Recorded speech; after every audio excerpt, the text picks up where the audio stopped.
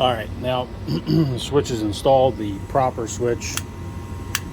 And you can see on the back here, we have our power coming in, goes to the bottom of our switch.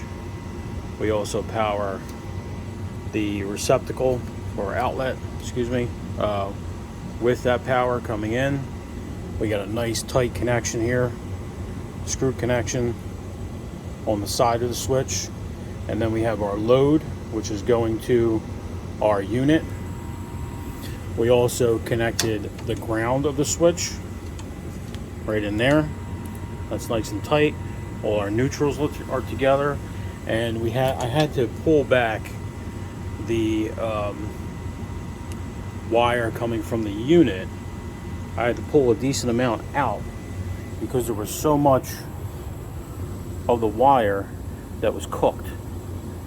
So in order for me to get back to a decent piece of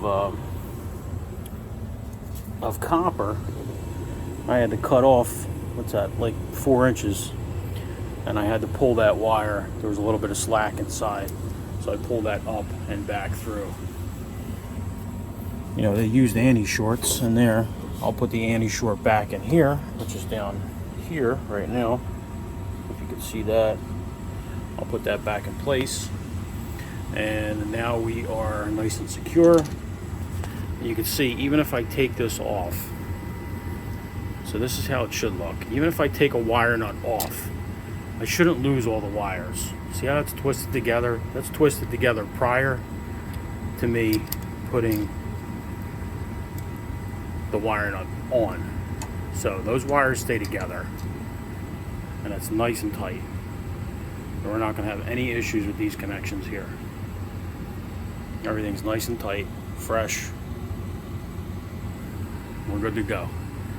We'll get this cover installed back in here and fire up the unit. We'll have to do a little maintenance as we have some debris from the condensate is kind of eating away at the galvanized.